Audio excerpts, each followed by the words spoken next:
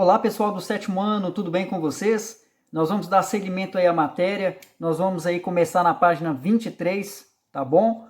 Onde a gente aprendeu na nossa última aula a diferença entre a linguagem mitológica e a linguagem filosófica, tá? Vamos lá começar então aí, na página 23 nós temos aí analise estes textos com atenção. A gente tem o texto 1 aí, vamos fazer a leitura, é um poema de Fernando Pessoa. O amor, quando se revela, não se sabe revelar. Sabe bem olhar para ela, mas não lhe sabe falar. Quem quer dizer o que sente, não sabe o que há a dizer. Fala, parece que mente, cala, parece esquecer. Ah, mas se ela adivinhasse, se pudesse ouvir o olhar, e se um olhar lhe bastasse, para saber que a estão a amar. Mas quem sente muito cala, quem quer dizer quanto sente, fica sem alma, nem fala, fica só inteiramente. Mas se isto puder contar-lhe, o que eu lhe ouso contar, já não terei que falhar-lhe, porque lhe estou a falar. É um poema de Fernando Pessoa, né, falando sobre o amor. Ele está querendo dizer, principalmente aí, né, o Fernando Pessoa, ele quer dizer a amada dele que a ama, tá? Que ele vai buscar dizer que ama aquela pessoa através da poesia.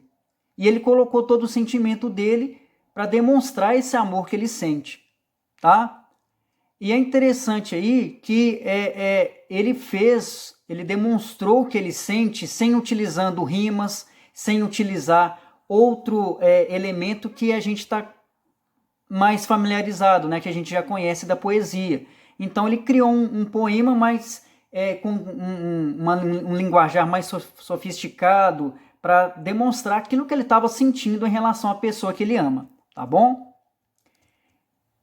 Agora, olha só que interessante, nós vamos ver na linguagem mitológica esse simbolismo, né? Que a linguagem mitológica ela tem um símbolo, ela é mais simbólico, porque ela fala tudo de uma maneira muito fantasiosa. Olha só que interessante aqui, ó, no texto 2.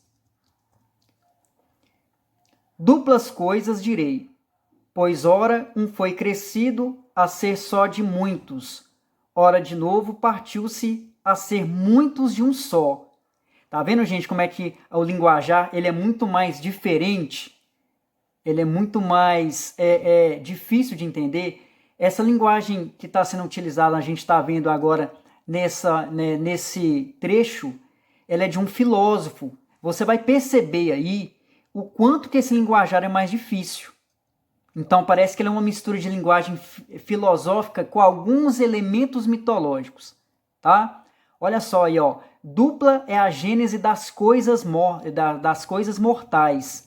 Dupla a desistência, pois uma a convergência de todos engendra e destrói, e a outra, de novo, as coisas partindo-se, cresce e se dissipa. Tá vendo que é muito mais difícil para você entender? Então é uma linguagem mais filosófica que a gente está percebendo aqui. Esse pedacinho de texto aí, né, ela continua aqui, ó, tá?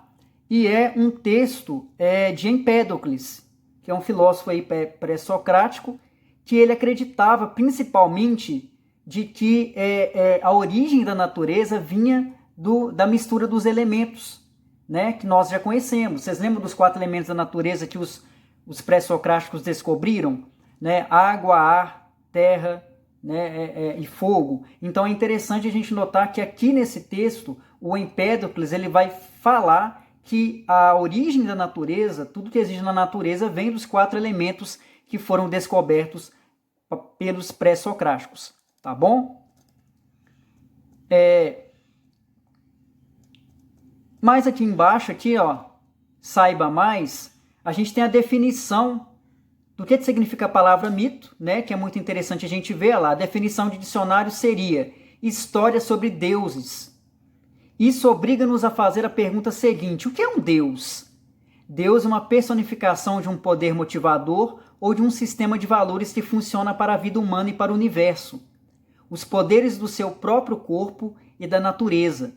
Os mitos são metáforas da potencialidade espiritual do ser humano e os mesmos poderes que animam nossa vida, animam a vida do mundo.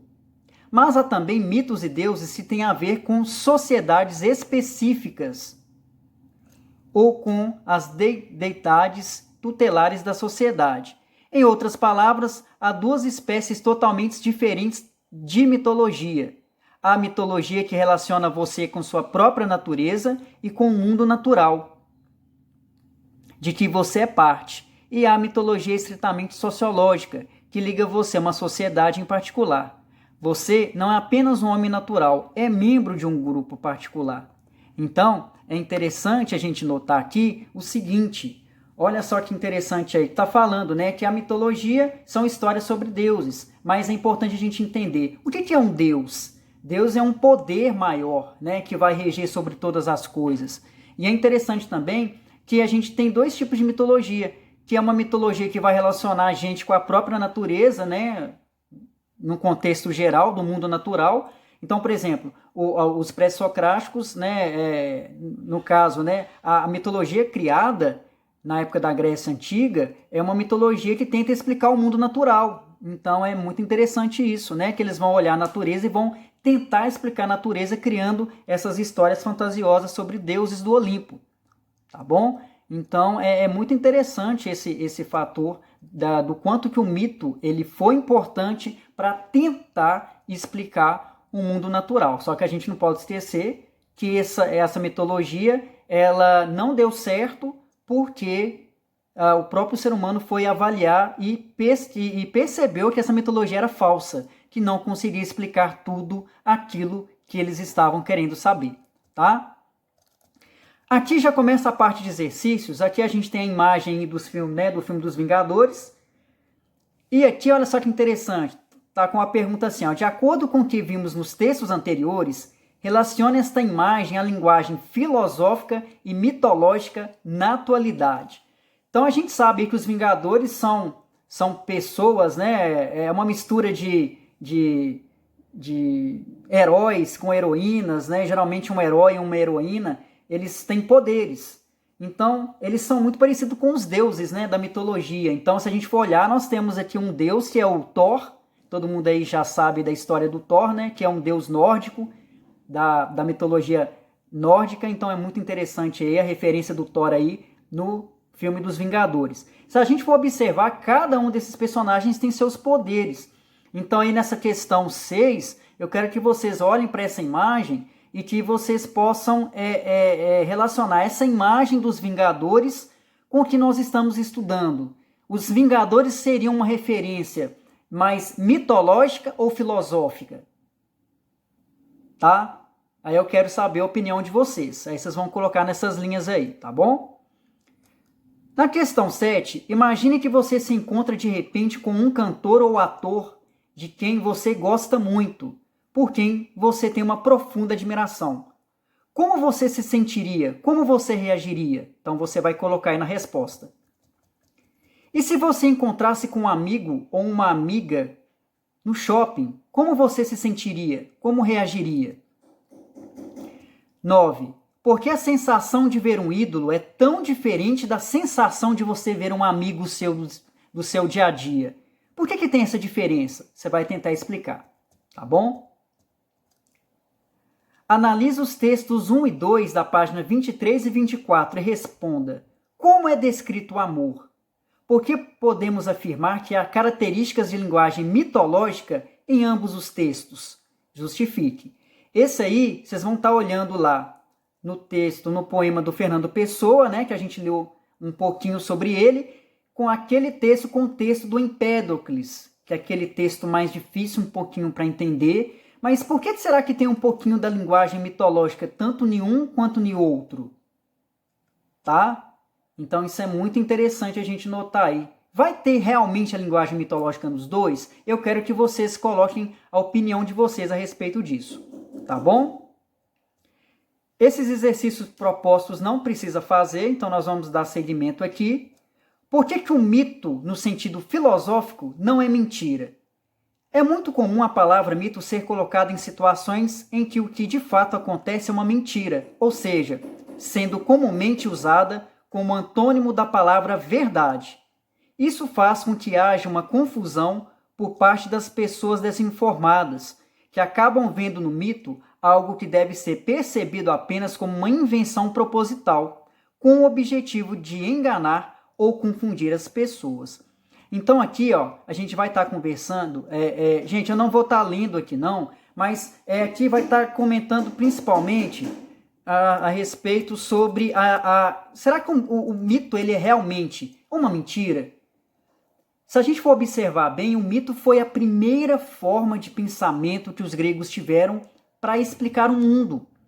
Então, no sentido filosófico mesmo, será que a gente pode dizer que essa mitologia ela é totalmente falsa, ela não valeu de nada?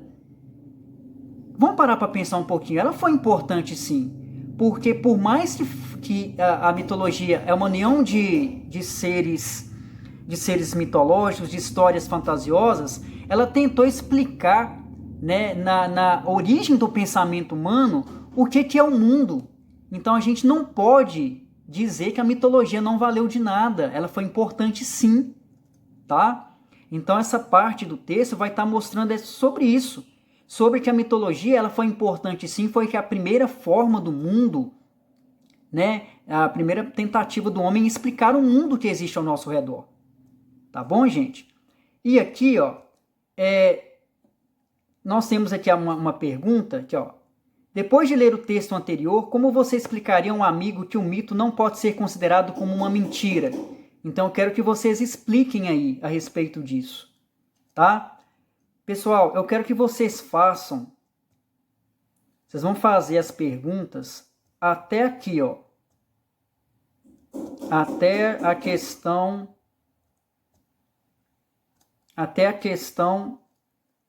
18. Vocês vão fazer até aqui, ó. Até a página 29. Tá vendo? Até aqui, ó. Tá bom? Eu quero que qualquer dúvida que vocês tiverem, vocês podem me procurar no privado do WhatsApp ou no Senec Digital, que eu vou ajudá-los. Tá bom? Muito obrigado, viu, gente? Valeu!